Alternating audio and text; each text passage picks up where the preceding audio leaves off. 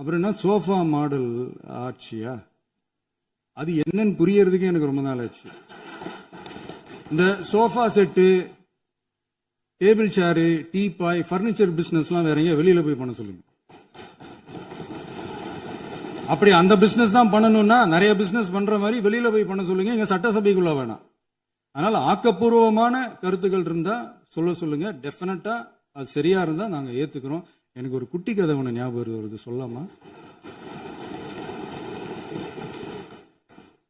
ஒரு ஊர்ல ஒரு பெரியவர் வெயில் ரொம்ப ஜாஸ்தியா இருக்குன்னு சொல்லிட்டு கண்ணுக்கு மேல கை வச்சுக்கிட்டு இப்படி சுத்தி முத்தி தேடிக்கிட்டு இருந்தாராம். அப்ப கூட இருந்த ஒரு சின்ன பையன், என்ன தேடுறீங்க அப்படின்னு கேட்டானா. அதுக்கு அந்த பெரியவர் சொன்னாரா, அது ஒண்ணு இல்ல தம்பி, உங்க அப்பா இங்கதான் இருப்பாருன்னு சொன்னாங்க, அதான் தேடிக்கிட்டு இருக்கேன். எங்க உங்க அப்பாவையா காணோம்?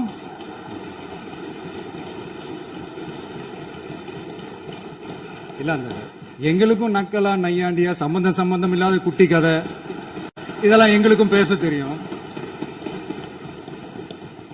அந்த கதையில பெரியவர் அப்படி சொன்னாராம், தப்பா எடுத்துக்காதீங்க. அந்த கதையில பெரியவர் அப்படி கேட்டாராம். அதனால யாரும் இங்க டென்ஷன் ஆக வேணாம்.